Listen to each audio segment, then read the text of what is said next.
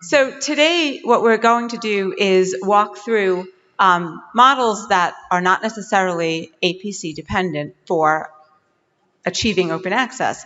And we're going to start with Raim Crow, who's going to give us a little bit of a background on what the model is and some of the sociological, social science, I should say, foundations of the model. We're then going to go to Richard Gallagher, who's going to talk about the Subscribe to Open model at annual reviews.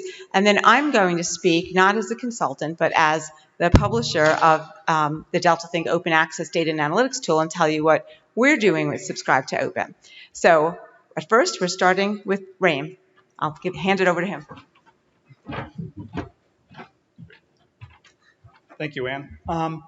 Thank you for the opportunity to present Subscribe to Open, describe the model, I'd like to talk about what it is and what it isn't, hopefully give you a sense of the essence of it, and hopefully also give you a sense of why the model is designed the way it is. So in terms of context, Richard's going to talk about annual reviews specifically, but in terms of the broad context for the modeling, Annual Reviews publishes commissioned review articles. It has large, diverse subscriber bases, over 1,000 subscribers typically, distributed around the world, different sizes and types of institutions. The subscriber bases are stable, except for the new journals, of course, which are growing. In terms of the financial target is to be revenue neutral, to generate the same level of revenue as under the subscription model, and to be cost neutral or better for subscribers.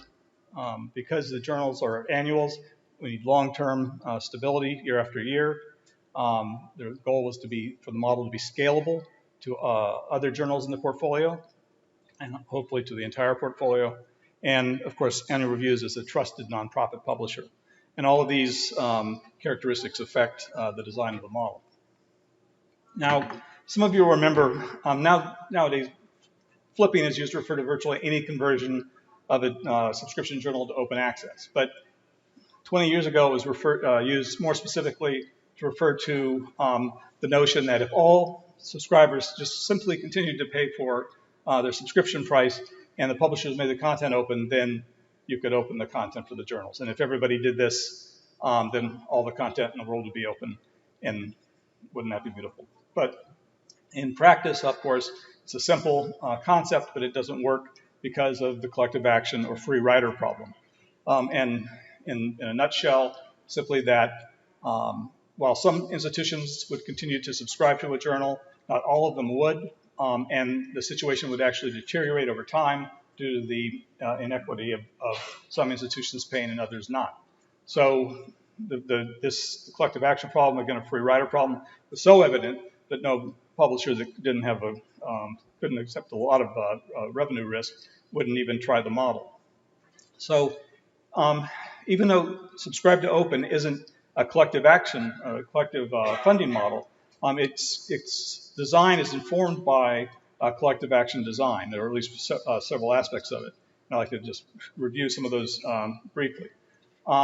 First, in terms of what motivates participation in a collective action, the motivation can range from altruism, where an institution acts selflessly or at least pays more than the local value that's being delivered, all the way over to a private benefit. That is a benefit that's exclusive to the institutions that are supporting the action. And you can have very strong private benefits, and you can have weaker private benefits. Weak private benefit, a good example would be governance input for a lot of projects. Stronger private benefits can be value-added services, which have their own problems because they're expensive and to create and to maintain. Now, in terms of coordinating collective action, if you're dealing with an altruism-based model, then there's a lot of pro-group behavior that's expected. There's actually a collective intent on the part of the institutions participating. And again, you can think of this as a continuum where you get over to the private benefit end of the spectrum, and it becomes effectively a market transaction. So one end requires, well, it's altruism-based, requires a lot of coordination and effort and collective intent. And if it's a market transaction, it's simply a market transaction. In terms of the group being targeted, the small, coherent, socially cohesive groups are easier to coordinate than large diverse groups. And we're dealing with a large diverse group with most subscriber bases, and certainly those of annual reviews. So that has to be taken into account as well. And all of these issues affect the organizing costs. Now, so with that brief background on collective action design, let's talk about what the model actually is. So Subscribe to Open targets the subscriber base of the journal, and it uses the existing invoice process, and it makes the following offer for current subscribers to continue receiving, to ensure that they continue receiving their current content, current year's content. They either have to participate in Subscribe to Open and receive a 5% discount, and that's the default option, or subscribe conventionally and basically opt out and pay forgo the discount and pay 5% more. If all institutions participate in the model, then that year's content's opened. If some don't, then the content remains gated. At the same time, any institution that committed to participating in Subscribe to Open would still receive the discount even if the offer that year were to fail. And the offer recurs annually, so each year's content happens on an annual basis. So let's look at some of those elements of the model in a little bit more detail. So the reason for targeting the subscriber base is fairly straightforward. That's the group that's demonstrated demand for the content, and you know what the value basis is for those users. To go beyond the subscriber base to institutions that don't subscribe would take collective action, like we talked about before, which adds to the expense and also confuses the offer. So we want to avoid that and focus on the subscriber base. Now, there's ways to generate secondary revenue, and we'll just talk about those in a moment. The offer is in the economic self-interest of the subscribers. The way the offer is framed is to force the decision that you receive a discount, but you have to make a decision in terms of participating in Subscribe to Open or conventional subscription. So doing that means you're not relying on altruism, you're relying on the institutions acting in its best interest. And that allows the offer to be presented as a categorical business offer. And that means there's no collective coordination. There's no collective behavior required. There's no pro-group activity. And as a result, there's no public threshold that's announced. There's no progress indicators, no thermometers on the website that says we're this close to the target, anything like that, because you don't want to send mixed signals about the offer. The offer, again, is a categorical, straightforward business proposition. Using the existing procurement process, the invoicing process, helps reinforce the fact that this is an institution-specific decision. It doesn't make any difference what other institutions do. It only makes a difference what the target subscriber does. This helps make the decision more routine, means so it doesn't get shunted out to a separate decision process like some collective open initiatives do.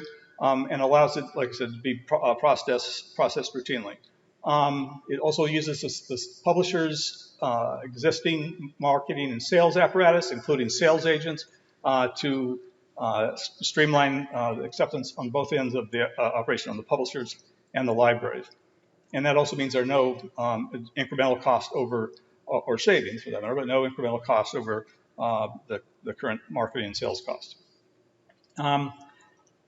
Again, the content is only guaranteed to be open with full participation. That means the participation is not a donation. Some public institutions have procurement policies that forbid donative payments, and Subscribe to Open complies with those. Now, the publisher controls the risk here. Although there's flexibility, 100% threshold is obviously an aggressive threshold. And there is a little bit room to move, but the publisher controls that in the same way they would with a subscription model. There's a need to allow for change over time. Again, just as you have cancellations and subscriptions, You also have to be able to determine which institutions are participating are leaving the model because they've had a material change in budget. They no longer have the same teaching and research focus, and so they would subscribe under or they would cancel under the subscription model. You need to be able to discern those institutions from others that are simply trying to free ride. But again, the publisher's in a position to do that. And by making the model recur year after year, that helps maintain leverage on the model. If you just declare the contents open and will be open forever, you have no more leverage, and then you have to coordinate the collective action. By doing it every year, making it a separate action, that gives you leverage. There's a low risk with this approach of having 1 year open, 1 year closed, 1 year open, 1 year closed. But in practice, we don't anticipate that being an issue because actually, if that were the way things were going, the publisher would just revert to a subscription model. And one of the attractions of this, from a risk avoidance standpoint, is the fact that you're never leaving the subscription model. You're using an invoice process, and you're doing this year after year. So if you get down 5 years, 6 years down the road, and it's succeeded, but now for some reason, mysteriously, it starts to fail, you revert to the subscription model. You're still always in contact with your subscribers. You're still always using that process. So how do you pay for the subscribed open discount? First, we're using annual reviews is using a 5% discount, but there's nothing magical about that. Logically speaking, any discount, 1 or 2%, should be sufficient for a publisher, for a subscriber to act in their economic self-interest. But at the same time, you want it high enough where you don't spark some kind of reaction where people just dismiss it because it's too low. So, but it's still going to be a small percentage. Now, for some publishers, for some journals, it would be possible to pay for this discount through the margin on the journal. It'll generate sufficient net income to allow them to self-fund it. Sometimes they could be able to fund it one journal from a cross-subsidy from another or from an external subsidy. If those aren't possible, because they're not possible for all publishers or all journals, you can use a one-time price adjustment. It doesn't take a very large adjustment in combination with annual cost escalators, small cost escalators, to be able to support a perpetual 5% discount over time. So that kind of approach, though, does require some planning and some timing. But you can also use all of these methods together. So you don't need a large reliance on any one of them in terms of one-time adjustment or cross subsidies. I mentioned supplemental revenue a minute ago. Once the content's open, then you see all the institutions that, and Richard can report on this with annual reviews, that now use the content that weren't previously subscribers. And you can go to those institutions and make an appeal to them, separate from subscribe to open, complementary to it, but separate from it, that says, okay, it's in your best interest. Your patrons are heavy users of this content. It's in your best interest to make sure that it remains available, and they can do that by taking some pressure off the other institutions, which will allow you to lower the subscribe to open fee for those institutions and reduce any perceived inequity.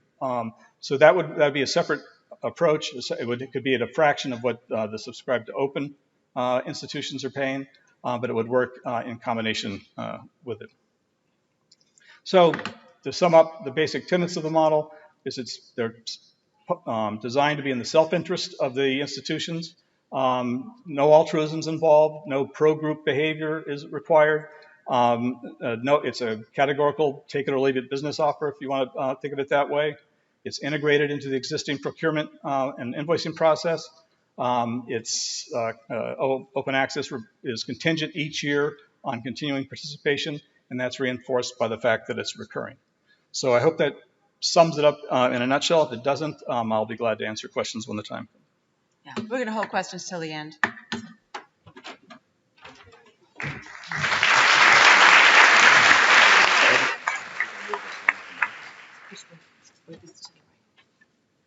Hello, everyone.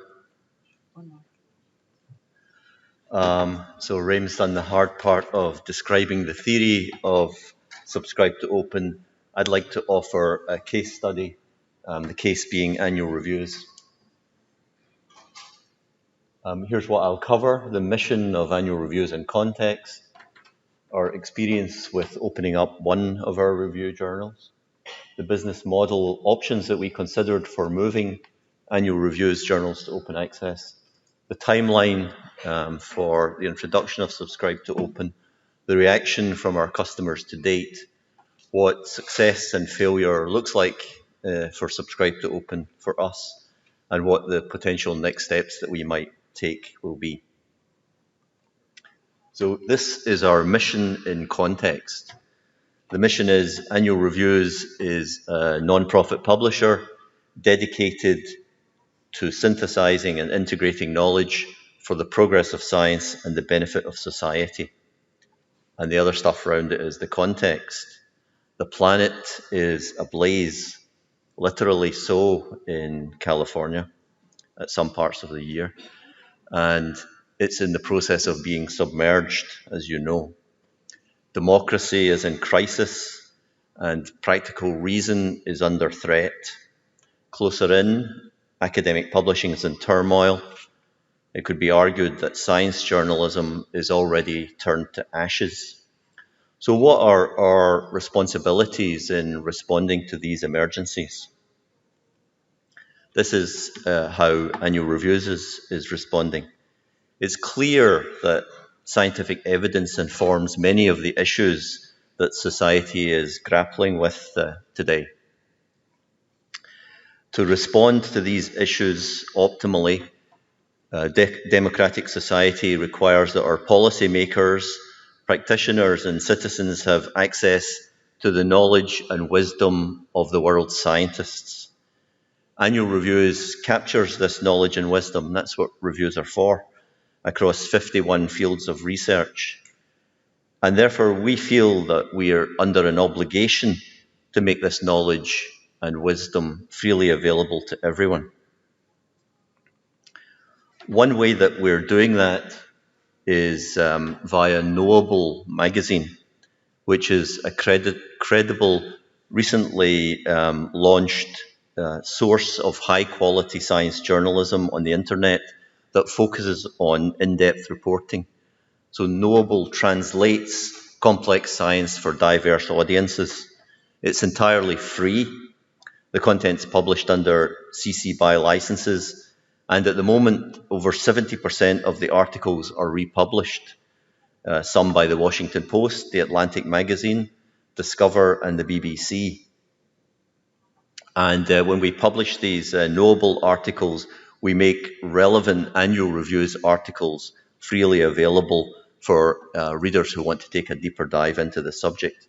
I know that that's a bit of an aside, but it provides some context as to why we are pursuing the Subscribe to Open program. And I like to get a bit of an ad in for the magazine as well.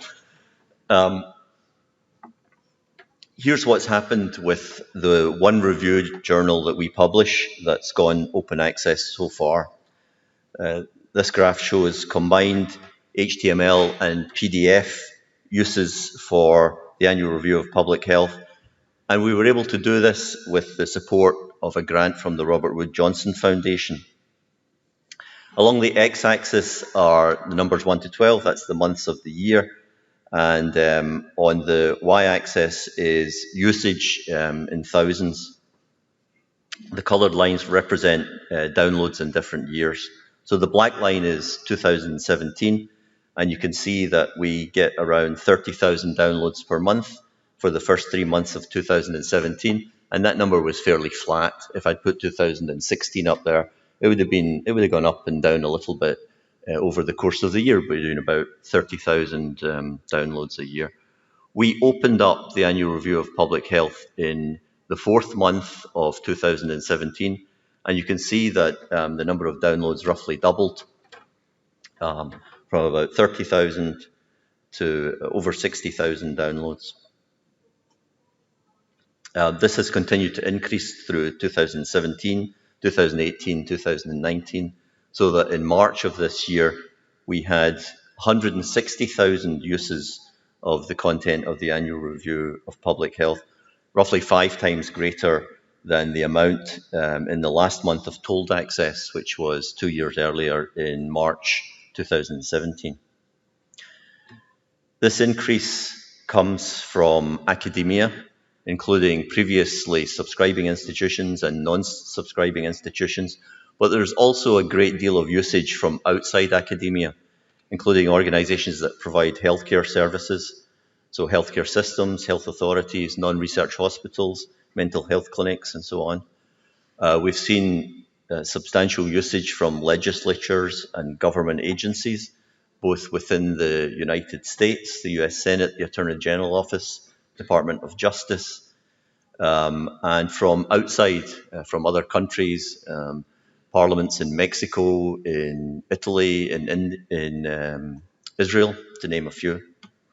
And from other bodies altogether, Doctors Without Borders, Amnesty International, Planned Parenthood.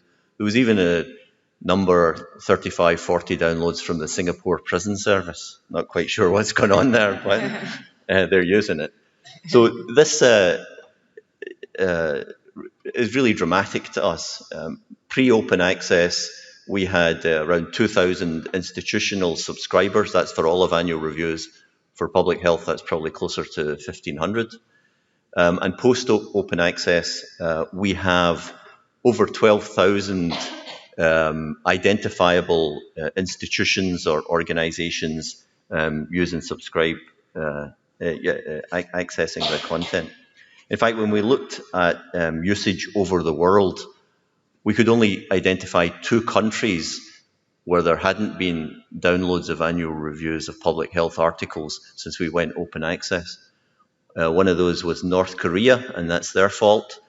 And the other one was the Central African Republic, where we would obviously think that there's some content in our journal that might be of value there, and we need to look into that. So let me move on from that.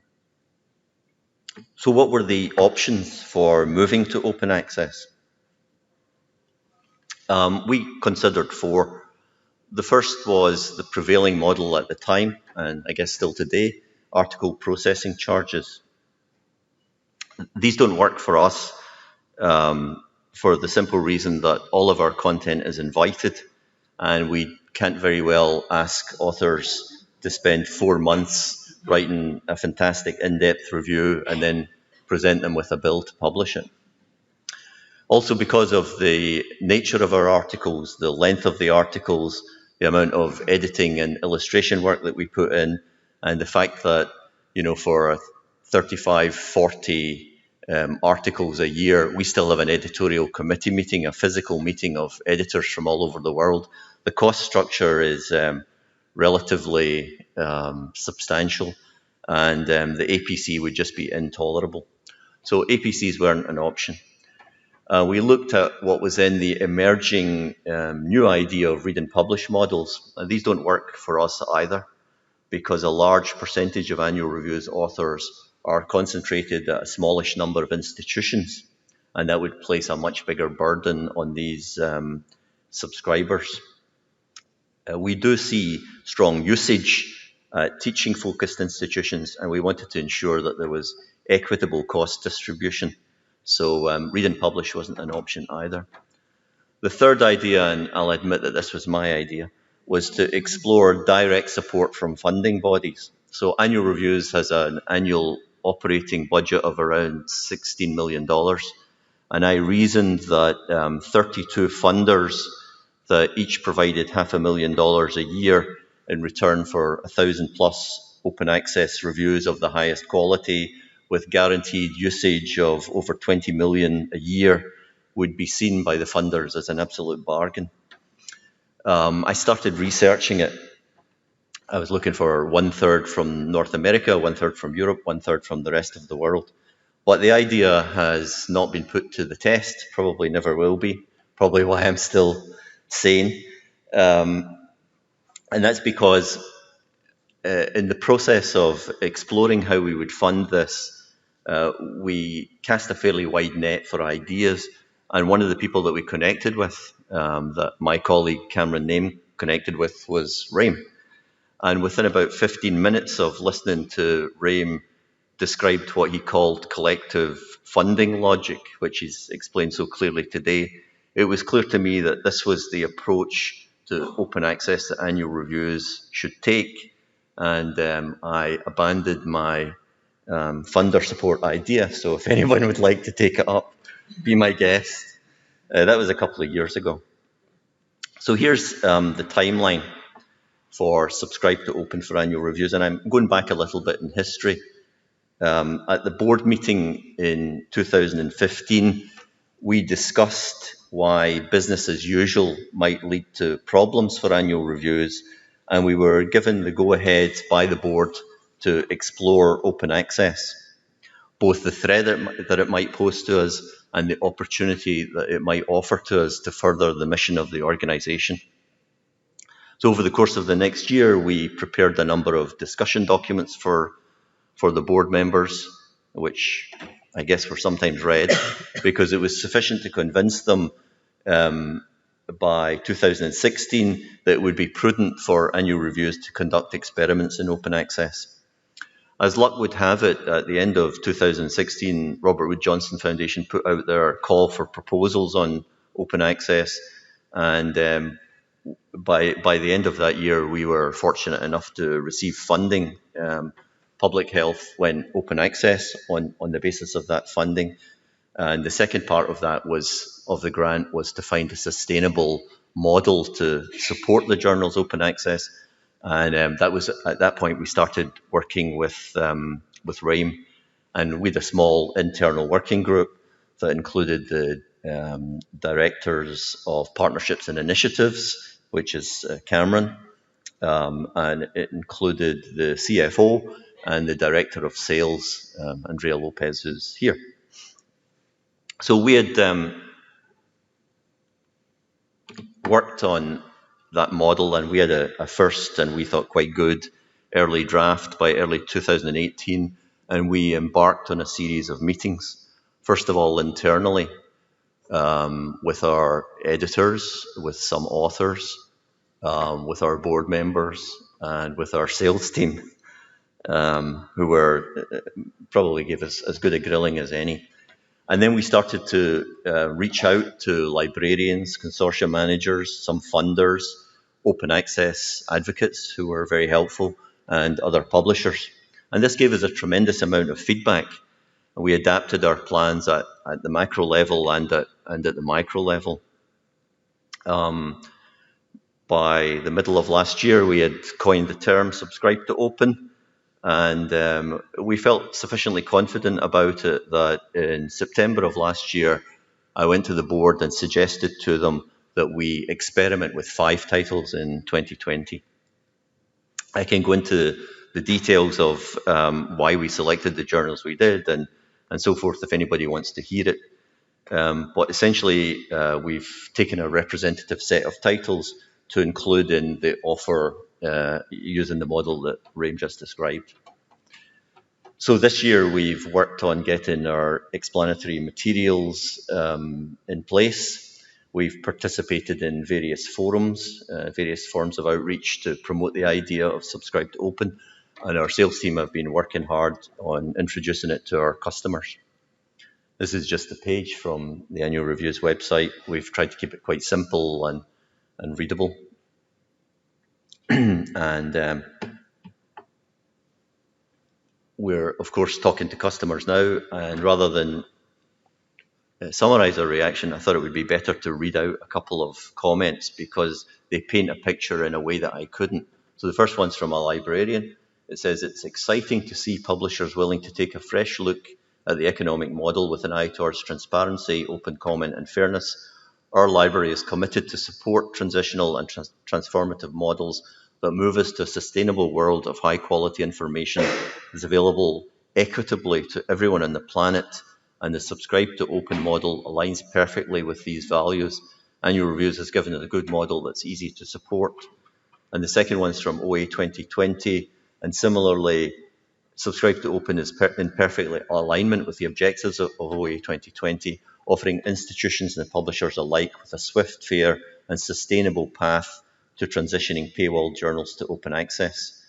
The Subscribe to Open proposal is an ideal opportunity for libraries to secure unencumbered access to high-quality journals for their faculty and researchers while withdrawing their financial support of the paywall system, contributing not only to the research process within their own institutions, but the advancement of scholarship globally. And those two things, I think, those two quotes kind of capture what we're trying to do. The reaction then has been pretty much beyond our expectations so far. But of course, the real test is still to come. As we find out over the course of the beginning months of 2020, whether the librarians actually go along with it. So this is really for the librarians to judge whether they agree with Subscribe to Open or not. Here's our thinking about the outcomes. This is an internal barometer. As Raim said, there isn't going to be anything on the website that says, oh, we're this close or that close. But I wanted to present to you how we look at it internally. If we see 95 plus % participation, I would consider that to be a decisive success. And the plus can go up to above 100%. Actually, we're seeing some institutions who were not subscribing to the 5 Subscribe to Open titles come to us and say, yeah, we know it's going to be free, but we want to support this, so we're going to become subscribers. So we're getting new subscribers in that we previously didn't have. So 95% plus doesn't end at 100% necessarily. We may actually see an increase in the number of subscriptions and maybe even an increase in the revenue. So if that happens, we will expand to include additional titles in 2021. We're also we will monitor usage at non-subscribing institutions, again, as Raim said, and where we see institutions making good use of the titles, we will strongly encourage them to become subscribers in the Subscribe to Open program and take their place amongst the other institutions that are helping to make this possible. If we see a qualified success with participation in the high 80s to the mid 90s, we will look for tweaks that will increase the appeal of Subscribe to Open, and we'll perhaps seek top-up funding to bridge the gap to make sure that we reach the revenue levels that we need. Below 85% participation, and probably the approach is not going to be commercially viable for us. Under these circumstances, as Raim said, we'll maintain tolled access while honouring the subscription discounts that people have signed up for. At the moment, I definitely don't see that from the feedback that we've gotten so far. I don't see that happening, but you never know. If it does, we'll look at our assumptions and our communications, and we'll persevere because we really want to go to open access. So, final slide. This is a pilot project. We have to learn from it. It's essential that we evolve this Subscribe to Open approach to ensure that it's truly sustainable. We're very keen to exchange ideas and experiences with others.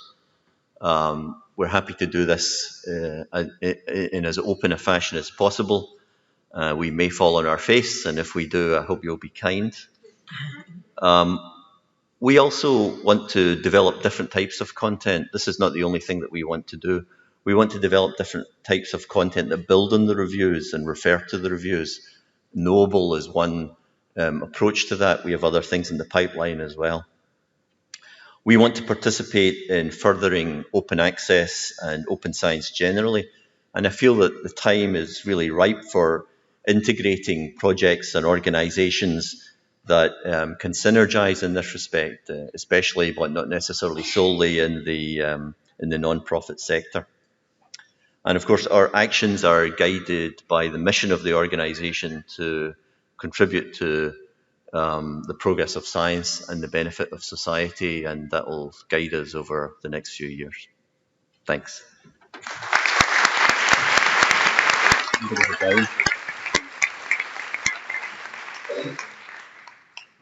Oops, past one. He was kind enough to advance for me. So in the spirit, as Richard pointed out, of him willing to talk to other folks, about the mid-year last year, maybe August or September, a little bit past mid-year, I was working on our open access data and analytics tool, and I ran into Cameron Name at a conference. He started talking to me about Subscribe to Open, and I said, wow, that sounds like a really, really neat idea. And Annual Reviews has been great in talking with us as we try to take a different kind of a product, not a journal, and make it open. So what I'm going to talk about a little bit today is a little bit about, very quickly, who we are, what our product is, why we want to make it open, how we're leveraging, maybe a hybrid version of Subscribe to Open, and our current status and next steps. So very, very quickly, we've done a lot of work over the years in customer insight, market intelligence, and we started to really focus on open access and decided, basically serving a lot in the scholarly communications industry, that we felt that the industry could be better at being informed by data. And so in 2017, we launched a product called the Delta Think Open Access Data and Analytics Tool. And without my glasses, I can't read that. Just the highlights here was it was geared towards funders, institutions, researchers, and publishers, and the idea was to provide an independent viewpoint and analysis of actual data that people could get. They could look at our visualizations, they could look at analysis, they could dive into data, they could download data, but the goal was to get people to use data and to bring all the very disparate data sources around open access together in one place, crosswalk them, normalize them, and make them a data set that really would be usable by people. For the most part, and this is important when we get to Subscribe to Open, our subscribers are publishers, academic libraries, consortia. We've also, and there are various use cases here, and also in the interest of time, to leave time for questions, I might go a little quickly, so forgive me. We have some secondary users in our system as well, research offices, researchers, funders potentially, service providers, people providing our product to their customers for, again, the various kinds of use cases that you see listed on your right. So why make it open? And this is really, we're a commercial company, a consulting company. Why do we want to make the tool open? And really, there are a few reasons. One is that we really do believe in the fact that people should be using data to inform decisions, and we want to be able to make more people be able to use data. We also feel that the more people that use our data and our analysis and our visualizations, the better they will become. Our subscribers now are wonderful. They give us lots of feedback, but we're greedy and we really want more.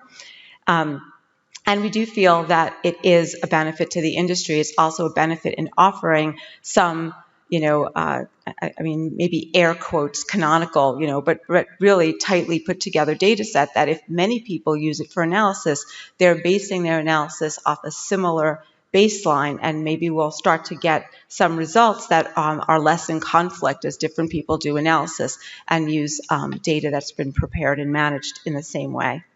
And so basically we want our data and our analysis to be accessible. But we also need to be sustainable. So this is a product, and unlike the Subscribe to Open model that was discussed by Raim and by Richard, we were launched in 2017 in January. So we are not yet at break even. We don't have that subscriber base to support the product yet. So we need to think about that. We don't have that install base. We want to grow that install base. So our approach is not only about keeping the couple dozen subscribers that we have now happy and fulfilled and renewing, but in getting more and adding to them. So as you saw from our client list, we have commercial and not-for-profit subscribers. And I don't want to just lay this on the commercials because it's not entirely true. But some of our subscribers would say, when we discussed the idea of Subscribe to Open, they said, well, we won't pay for that then, we'll just wait for it to be open. And so we started to think a lot about what kind of reserved benefit do we need. So we toyed around with different things, and, we can talk about those at some point later about, some embargo period on data where even if, the newest data that's in the system for 6 months or even, 9 months or a year is not accessible in the open version, but accessible to subscribers, or something that allows as much as possible to be open while still reserving enough benefit to retain subscribers that we have and to get new ones. And we think about that a lot, like how do we offer value to subscribers so that they would support the open model. So another thing that we've done is in thinking about subscribe to open, we've also come up with a 2-year plan so that someone who is subscribing to our product with the knowledge that it may very well be open, if we are able, to meet our break-even targets, that they could subscribe for 2 years. And actually, I should just advance here to show you a little bit about how it works. So unlike subscribe to open in the model we just saw, we have a pretty substantial discount, and the reason is because we are attracting new subscribers. We have deeper discounts for that 2-year commitment, so if we can get more stability within our cash flow, then we're willing to try. Of course, the more we discount, the more people we need to subscribe, so we're working on that demand curve, but we don't have enough data points to say what it is yet. And everything, so the price differential for commercial and not-for-profit, there's also a pricing difference there. So there's a discount to be part of subscribe to open for us at all. There's a discount if you go for a 2-year plan. Even if you don't go to a 2-year plan, there's a discount for not-for-profit versus commercial, so there's a different fee structure for them. And originally, we had tried in our subscription model to differentiate product by saying we have a download version and a non-download version. But philosophically, a non-download version is contrary to our own mission. So everything is download and subscribe to open. Which introduced the issue of the reserve benefit and potentially having to embargo data for a certain amount of time. But the whole point is we want people that wouldn't normally invest in data to have access to it and to be able to use it and to be able to see other people use it. By opening up our data set too, the other thing that happens is other people can do research and report on things that are in our data, making it even more accessible to those that don't feel comfortable manipulating data or doing that analysis themselves. So we have 2 versions. We have a gold version and a platinum version. And the gold version, we'd sold previously by seat. So the gold version has 2 seats, platinum has 4. That's the biggest difference. There is some more input into roadmap for the platinum version, and we have a couple of clients that are very active in inputting into our roadmap. And then also in the platinum version, we add in analyst time, and so just a few hours where we kind of help folks guide them through different analyses that they're doing, which is also a benefit to us because it gives us more exposure to more use cases. And so very briefly, our timeline, and I need these again. So so it was funny, being a small independent, commercial organization. We heard about this in July, August. We said, wow, this is really cool. We started writing up things and offers and testing them out with people and talking them to people. But by mid-October, we actually could make the first drive. Now, of course, it was a very short drive, but we felt as though it was important to start to play with these concepts with our client base and with new people that weren't subscribers yet, even if it meant that it was unlikely that we would be able to attain the target in the first go-round. And so now we're in our second go-round, but the benefits, and I don't know if I put this in here, so we're in the midst of our second drive. So I can actually go through it here. So the benefits of what we did was we did get some percentage of our funding secured for 2019 through this. We also had people, similar to what Raym and what Richard was saying, that said, no, we don't want to do subscribe to open. And we said, okay, then here's your regular pricing. And they said that, and they were fine with that. And those are the people that we really want to work on as far as the reserved benefit to be able to convert them over to the subscribe to open model. But we also have oh gosh, what is it? I think I wrote it down here, about 15% of our 2020 goal already. We had that going into 2019. And that was another objective, even if it was a short window to start early, was that we could start to build the 2020 objectives. So where we are now is we're going to continue to push for 2020. We keep listening to folks, and we're continuing to explore the idea of reserve benefit and how to make it appealing to the folks that say they don't want to pay if it is subscribed to open. And we're also expanding to additional audiences. And, our real goal is that we want to make our analysis and our data more broadly accessible. Thank you.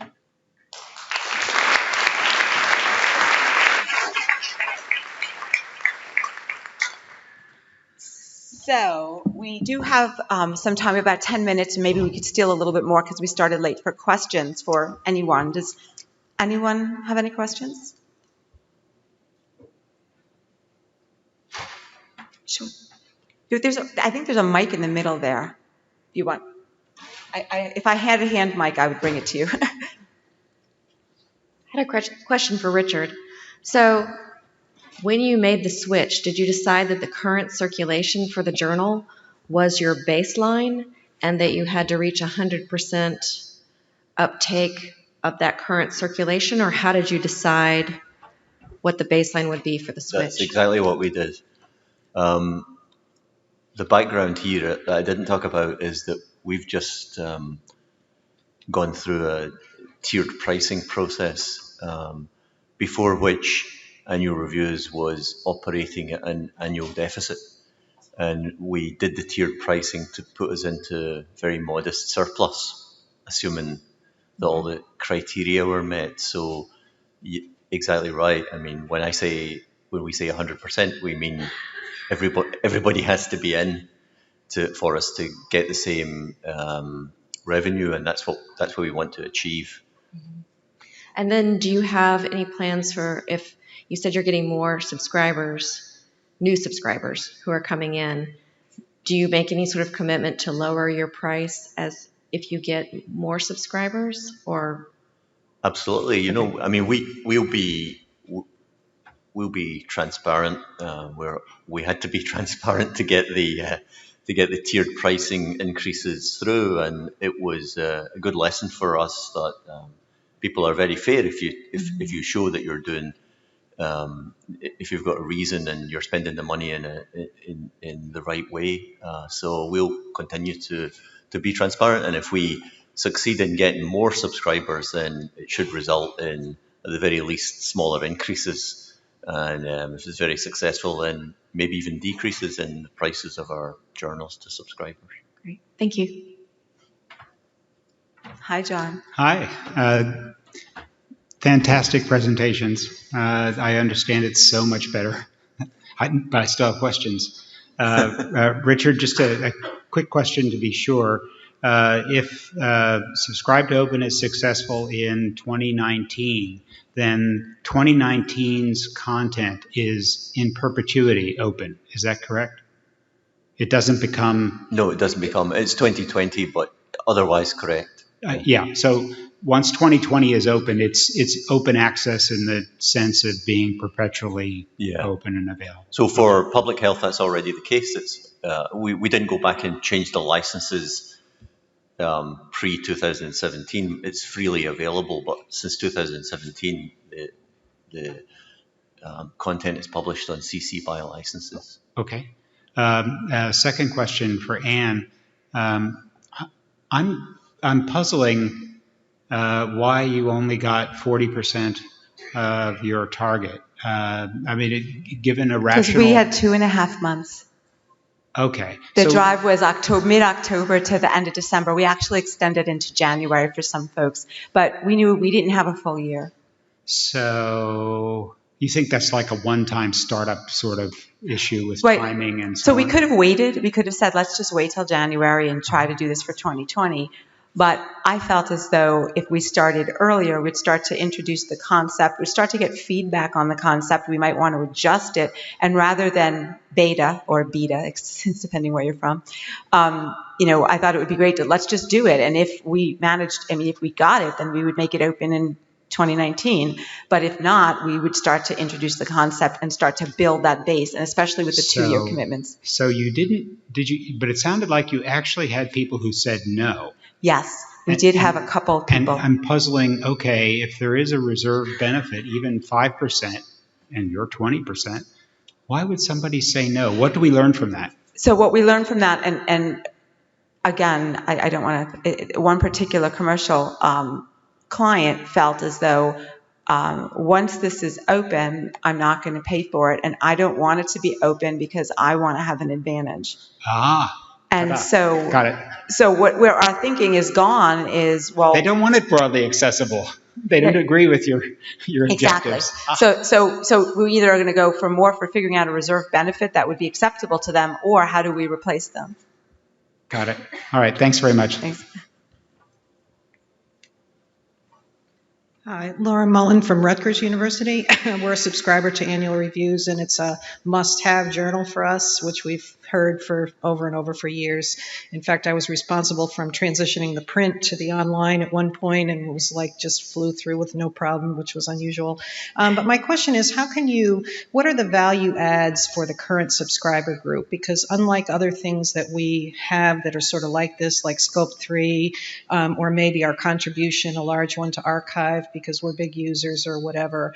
In this case, I just wonder if you can really think about what other value adds might there be. For instance, if you add a new title to annual reviews, or more titles going forward, you wouldn't increase the price for the existing subscribers. Or as mentioned, you might start by saying we would not increase the price, for a certain period of time.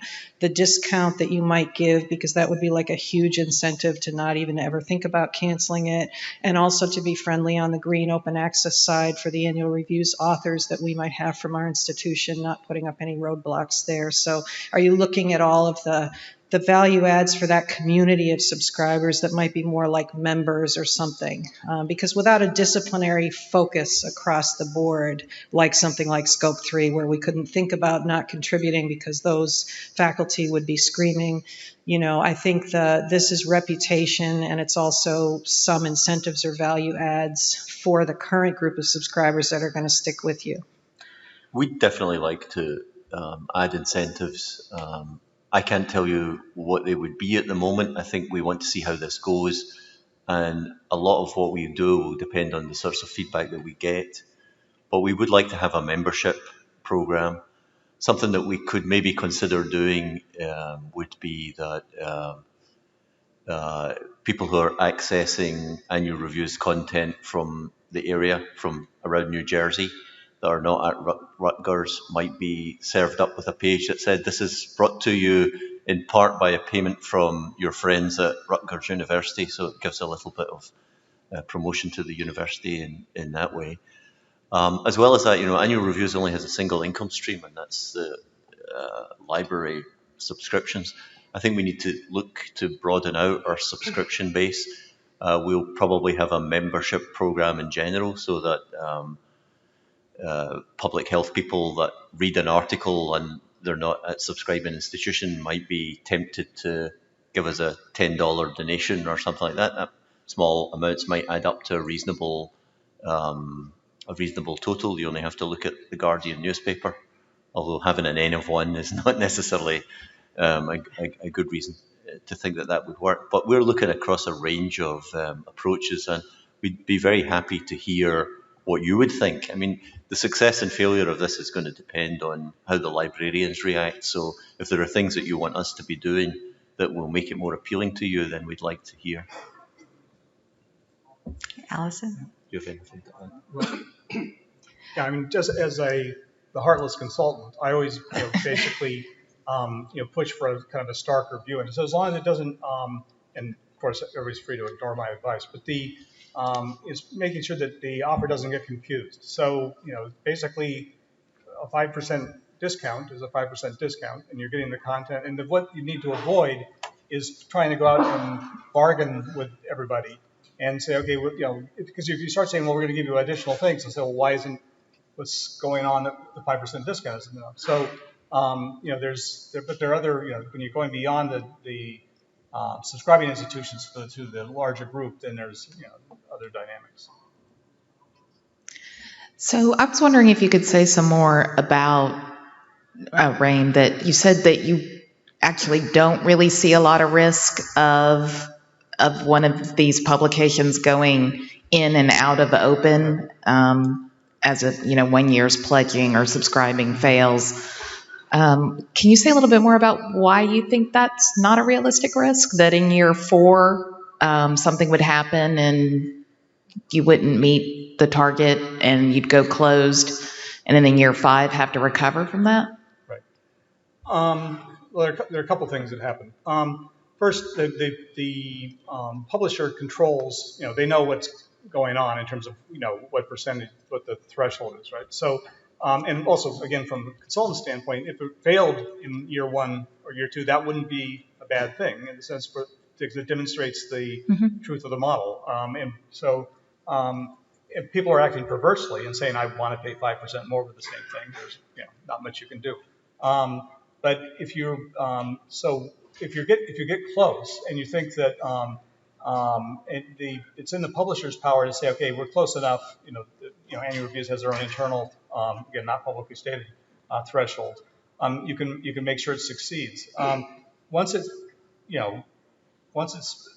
succeeds for the first couple of years, there's no real reason for it to not work. But again, if there's an anomalous year where when people are not acting in their self-interest, which is the thing that's hard to imagine, then you can the publisher put their thumb on the scale. But there's no reason to believe that it wouldn't succeed.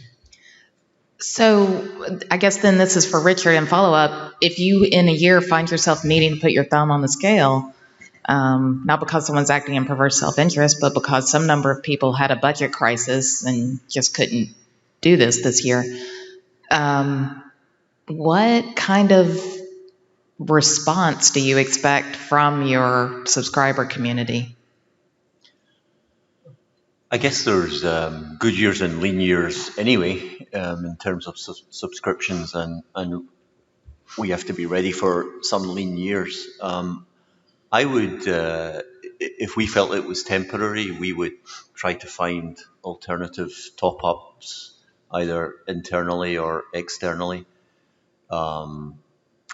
even to the extent that some libraries who were particularly keen on the model might be prepared to kick in a little bit of extra, or we could go to funders, or we could go to our own resources to try and see ourselves over in the short term. But if it looked like it was going to be a longer term problem, then we would need to give.